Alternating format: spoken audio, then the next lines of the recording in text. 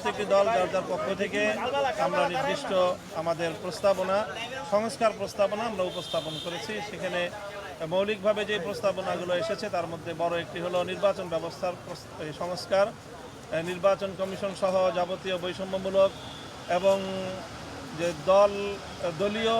যেই একটি ব্যবস্থাপনা বর্তমানে, সেই ব্যবস্থাপনাকে ঢেলে সাজিয়ে আবার নতুন করে যেন একটি নিরপেক্ষ অন্তর্ভুক্তিমূলক নির্বাচনের ব্যবস্থা করা যায়, তার জন্য আমরা আমূল পরিবর্তনের কিছু সংস্কার প্রস্তাবনা এনেছি এবং সারা দেশব্যাপী সকল ভোটাধিকার প্রয়োগকারীদের যেন প্রতিনিধিত্ব জাতীয় সংসদে নিশ্চিত করা যায়, সেই ধরনের একটি মৌলিক পরিবর্তনের সংস্কারের প্রস্তাবনা আমরা দিয়েছি। বর্তমান যেই বিদ্যমান যে নির্বাচনী ব্যবস্থা রয়েছে তাতে দেখা যায় যে সর্বোচ্চ 30 থেকে 35% মানুষের প্রতিনিধিত্ব, ভোটারদের প্রতিনিধিত্ব জাতীয় সংসদে থাকে। যারা বিভিন্ন আসনে পাশ করতেছে তারাও দেখা যায় যে তাদের বিপক্ষে ভোটদানকারী ভোটারের সংখ্যাই বেশি তার পক্ষে ভোটদানকারীর চেয়ে। কাজে এই ব্যবস্থাটির আমূল সংস্কার এনে যেন এমন একটি ব্যবস্থা হয় যাতে ম্যাক্সিমাম এবং সকল ভোটাধিকার প্রয়োগকারীদেরই প্রতিনিধিত্ব কোনো না কোনোভাবে যেন জাতীয় সংসদে নিশ্চিত করা যায়। এছাড়াও বিচার বিভাগ, শিক্ষা বিভাগ এবং প্রশাসনে আমূল পরিবর্তনের, প্রশাসনের মধ্যে দেশের মধ্যে যে বিশেষ করে যে এককেন্দ্রিক যে প্রধানমন্ত্রী কেন্দ্রিক যে ক্ষমতা কুক্ষিগত করে রাখার যে একটি আয়োজন, যেখান থেকেই মূলত স্বৈরতন্ত্রের উদ্ভব, সেই জায়গাটায় যেন ভারসাম্য তৈরি করা হয়, সাংবিধানিক প্রস্তাবনা আনার প্রস্তাব করা হয়েছে।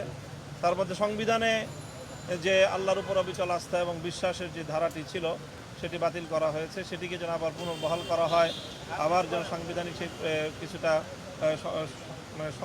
সংশোধনী এনে পুনর্বহাল করার আমরা দাবি জানিয়েছি। সেই ক্ষেত্রে 2 বারের বেশি কোনো প্রধানমন্ত্রী যেন একসাথে পরবর্তীতে যেন তিনি দায়িত্ব পালন করতে না পারেন, সেই প্রস্তাবনা আমাদের পক্ষ থেকে ছিল। আর একটু বড় প্রস্তাবনা ছিল যে আমরা জানি হেফাজতে ইসলামের বিভিন্ন আন্দোলনে 2013 সাল, 16 সাল এবং 2021 সালে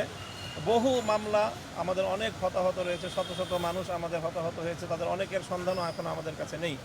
আমরা সেই ব্যাপারে সহযোগিতা চেয়েছি যেন আমাদের সকল শহীদদের এবং নিখোঁজ মানুষদের কোনো একটি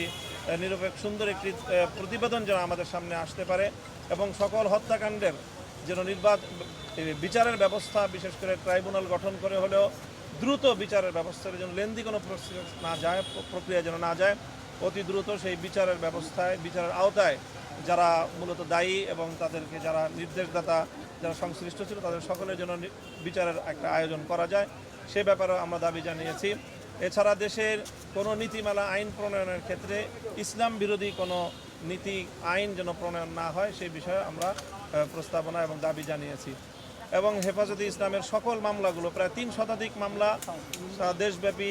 2013 সাল থেকে 2021 সাল পর্যন্ত হেফাজতে ইসলামের নেতাকর্মীদের বিরুদ্ধে দায়ের হয়েছে, সেই মামলাগুলো যেন অতি দ্রুত একটি নির্বাহী আদেশের মাধ্যমে এবং আইনি প্রক্রিয়ার মাধ্যমে এটি যেন দ্রুত প্রত্যাহারের ব্যবস্থা হয় এবং সেটির জন্য আমরা 1 মাসের একটি সময়সীমা আমরা ওনার কাছ থেকে চেয়েছি যে 1 মাসের মধ্যেই যেন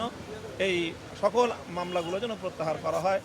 তো মাননীয় প্রধান উপদেষ্টা আমাদের সকল দলের বক্তব্যগুলো খুব ধৈর্য সহকারে শুনেছেন এবং অত্যন্ত সৌহার্দ্যপূর্ণ আন্তরিক পরিবেশে আমাদের এই বৈঠক সম্পন্ন হয়েছে। তিনি আমাদের সকলকে ধন্যবাদ জানিয়েছেন এবং আগামী দিনে অন্তর্বর্তীকালীন সরকারকে রাষ্ট্র পরিচালনায় সহযোগিতা করার জন্য তিনি আহ্বান জানিয়েছেন এবং আমরা তার সেই আহ্বানে সাড়া দেওয়ার প্রত্যয় ব্যক্ত করেছি। সেই সাথে যেন একটি যৌক্তিক সময় নিয়ে সংস্কারগুলো করে তারপরে যেন অযথা কাল বিলম্ব না করে নির্বাচনের ব্যবস্থা যেন নির্বাচনের আয়োজন করেন, সেই বিষয়টি আমরা বলেছি এবং মাননীয় প্রধান উপদেষ্টাও এই কথার সঙ্গে একমত পোষণ করেছেন যে প্রয়োজনীয় সংস্কারের পর কাল বিলম্ব না করে তারাও নির্বাচনের দিকে চলে যেতেই আগ্রহী এবং সেই ধরনের তারা প্রস্তুতি এবং তারা আয়োজন করছে। যৌক্তিক সময়টা কতদিনের? যৌক্তিক সময়টা কতদিনের এই বিষয়ে সুনির্দিষ্ট আমাদের পক্ষ থেকে কোনো বক্তব্য দেওয়া হয়নি এবং সুনির্দিষ্ট কোনো মেয়াদ নিয়ে আমরা আলোচনা করিনি।